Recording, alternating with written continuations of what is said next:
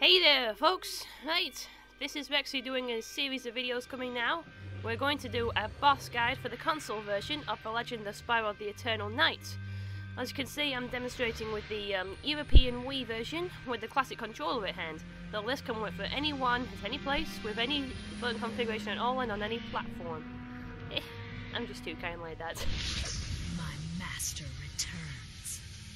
We're too late! You saw what's happening. Let's get started, shall we?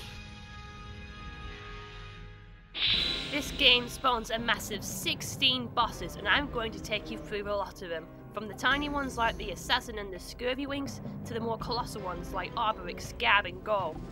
Speaking of Arboric, we're going to tackle the Swamp and Ancient Grove stages in this episode. We're going to start off with two of the smaller fights before getting towards that ridiculous tree monster himself. Now that I've wrapped what I'm going to do, I think we should start right at the beginning. You're on your own with this one, fella. This one? How is that different than the last one? Or the one before that? Huh? It's something about preparing to die. The battery wants you to repair a pie. Yeah. Alright, we'll begin first of all with the Assassin. He's located right at the end of the swamp stage, and pretty much is a bit of a disappointing big boss, quote unquote. Still, it prepares you for all the strafe battles that will occur later on in the game, so there you go. His attack pattern is that he basically hovers up and fires those red fireballs at you. They can easily be dodged by sidestepping, which can easily be done by pressing the control stick in the direction you want to go, and pressing the jump button, whatever control it is that you have for it. Should be pretty easy once you get used to it. You'll need to retaliate yourself by launching your own set of fireballs. I would probably prefer a decent charge when he's finally up, as I previously showed earlier on in the fight. Trying to spam him only makes you a little bit more hasty and unable to clear this quick enough, but still. Once you find your own groove with your fire, then that makes the fight golden. Just like that, eh? You haven't seen the last of me!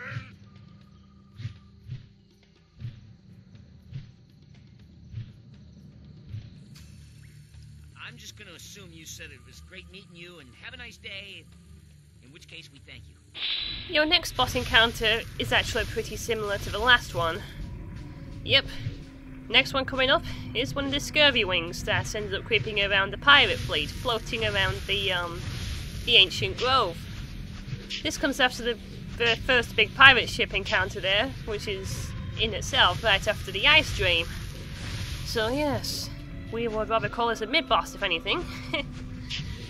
The strategy that you applied for the Assassin would apply for here as well. Though, I don't know if it's me or not, but I tend to think that the Scurvywing tends to locate itself a little bit closer to you than the Assassin did. What do you think? Answers on a postcard.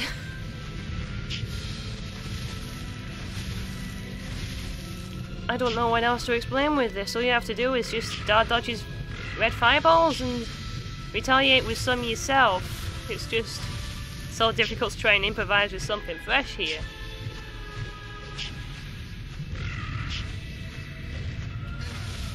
Well, at least I can probably say here is that the additional strategy of half charges would seem to play here a lot better than the Assassin did, but still. Again, once you figure out how to get your own groove with the fireballs, you're pretty much ready to get through it onto the next part of the stage. See what I mean? Scurvywing is down for the count. Woohoo! And now we move on to the big boss of the Ancient Grove. Hoo-ha!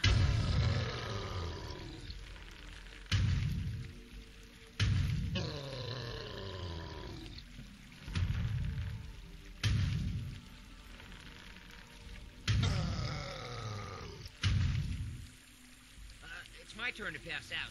You're on your own, buddy. Oh, brother. Oh, brother, indeed. Does this remind any of you guys of the Stone Sentinel?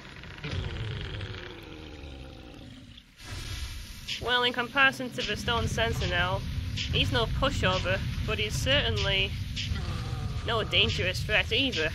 Anyway, Arboric is your end boss for the Ancient Grove, and he comes in two forms here. This first phase is thus.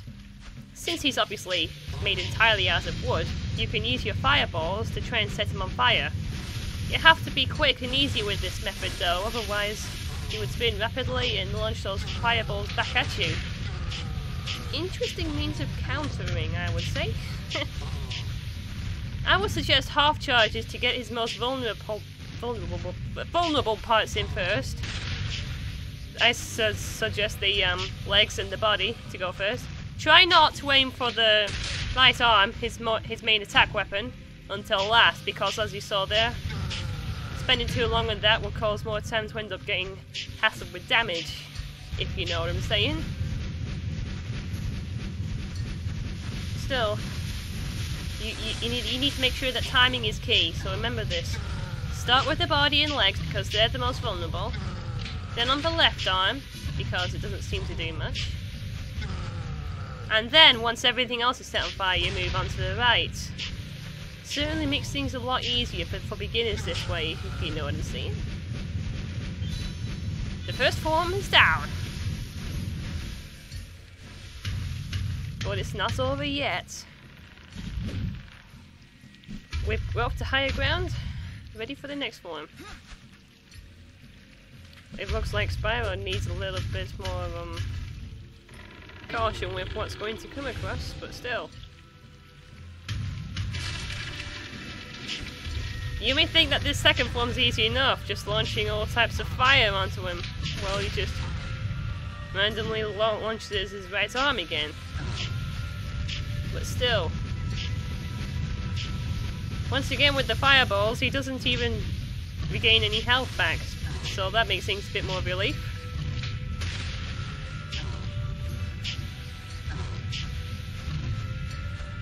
You may think that this is all clean sailing, and I may certainly think that if this was my first time. But watch out for a rumble on your joypad right about now. Not good. Not good. There he comes, climbing onto the same platform that you're on, covering the entire screen. Are you scared yet?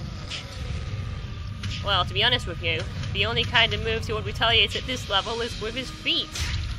Try not to wedge towards the left when he does his stomp like that, otherwise, as you saw there, you'd be cruising for a stomping.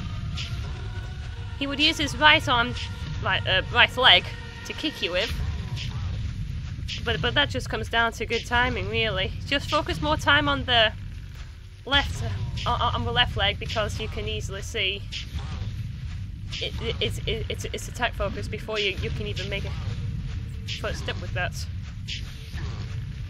Don't ask why the heck I said that, but still.